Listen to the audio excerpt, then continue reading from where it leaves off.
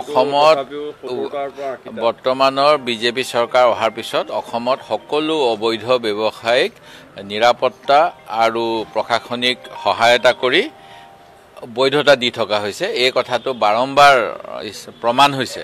উদাহৰণস্বৰূপে ডিমুৰ ৰাজমাই বজাৰৰ গৰু সিন্ডিকেট, মাঘেৰিটাত যেতিয়া কোল ইণ্ডিয়াই মাইনিং অপাৰেশ্যন বন্ধ কৰিলে তাৰ পিছতো তাৰ পৰা যিবিলাক কয়লা ব্যৱসায় চলি থাকে, বিজেপি বিধায়ক সুৰেন ফুকন ডাঙৰীয়াই এটা সময়ত আপোনাৰ গাড়ীৰ ভিডিঅ' কৰি এইবিলাক অবৈধ গৈ আছে বুলি কোৱাৰ সেই ঘটনা, মই গুৱাহাটী উচ্চ ন্যায়ালয়ত 18-19 চনত দিখৌ নদীত অবৈধ বালি খনন কৰি হিল বালি সংগ্ৰহ কৰি পৰিৱেশ পাৰিপাৰ্শ্বিকতাৰ বিপদ ঘটোৱা বুলি গুৱাহাটী উচ্চ ন্যায়ালয়ত কৰা PIL, এই গোটেইবিলাক সকলোৰে চকুৰ সন্মুখত আছে। তাৰ পিছতো প্ৰশাসনে কোনো ব্যৱস্থা লোৱা নাই।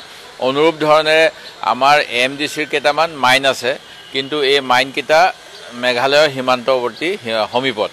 সেই গতিকে কেতিয়াবা অসমৰ কয়লা নি পেলাই মেঘালয়ত জমা কৰি মেঘালয়ৰ পৰা পাছ উলিয়াই ব্যৱসায় কৰা হয়, অবৈধ ব্যৱসায় কৰি থকা হয়।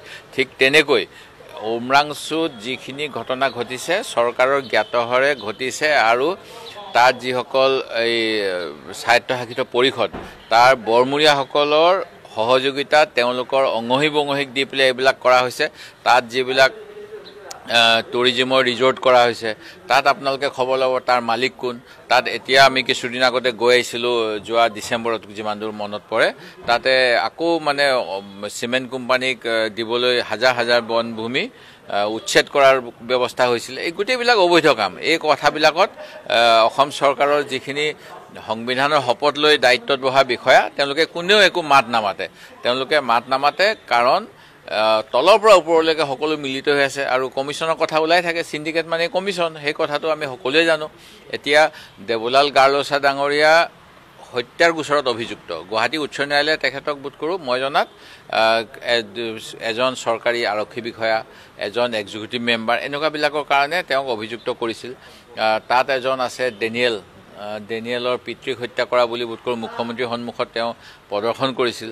ময়ো গুৱাহাটী উচ্চ ন্যায়ালয়ৰ সেই ৰায়দানৰ পিছত অসমৰ ৰাজ্যপাল মহোদয়ক তাত উচিত ব্যৱস্থা ল'ব লাগে বুলি, আৰু অকল আমি যে চৰকাৰী কিবা এটাই নহয়, নৈতিকতা বুলি এটা সমাজত কথা থাকে যে আমি সকলো আমাৰ সমাজখন আইনৰ মাজেৰে চলাব নোৱাৰোঁ। আমাৰ সকলোৰে নীতি আদৰ্শৰ কথা থাকে, ব্যক্তিগত এটা সততাৰ কথা থাকে।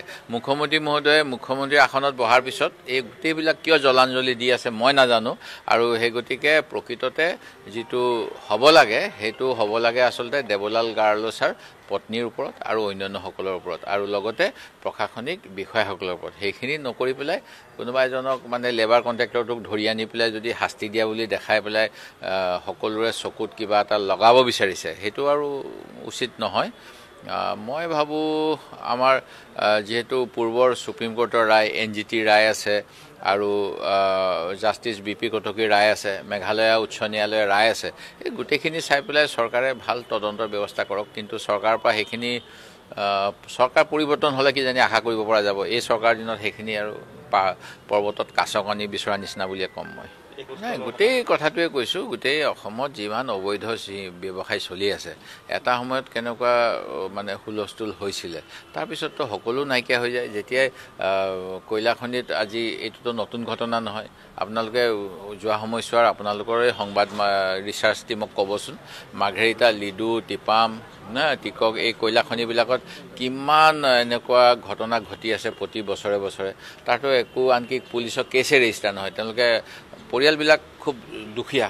ভাৰতত যিটো মুখ্যমন্ত্ৰীয়ে কিবা কিবি ডাঙৰ ডাঙৰ সপোন দেখাই থাকিলেও প্ৰকৃততে আপোনালোকে চাওক, এই যে মানুহবিলাক গৈছে কাম কৰিবলৈ, ইমান বিপদসংকুল কামবিলাক কিয় কৰিব গৈছে? তেওঁলোকে এইবিলাক কাম এইকাৰণেই কৰিব গৈছে যে অৰ্থনৈতিকভাৱে তেওঁলোকৰ খুব ক্ষতিগ্ৰস্ত আৰু বিপদসংকুল কামত, বিপদ থকা কামত গ'লে পইচা পোৱা যায়।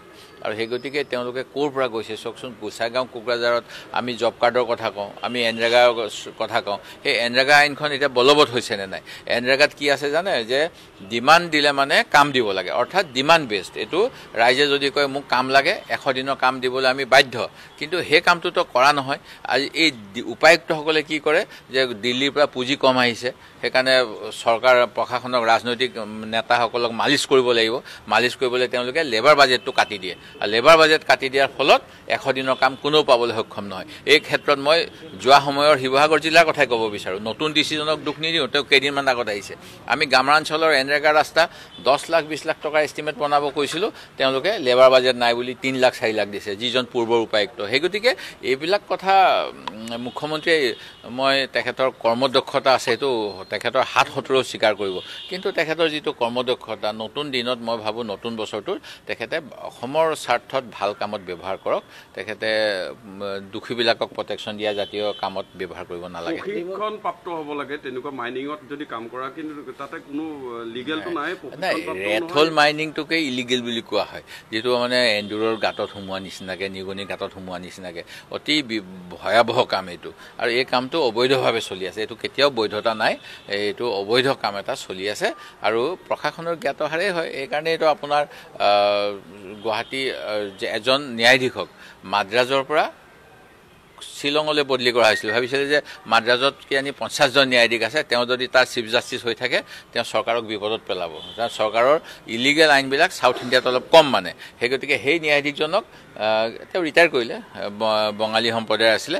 তেখেতক এই মেঘালয়ৰ নিচিনা সৰু ৰাজ্য এখনলৈ পঠোৱা হৈছিলে মেঘালয়ৰ চিফ জাষ্টিছ কৰি, কিন্তু তেখেতে সেইখিনি সময়ত এই কিছুমান গুৰুত্বপূৰ্ণ সিদ্ধান্ত দি গৈছিল এই মাফিয়াবিলাকৰ বিৰুদ্ধে।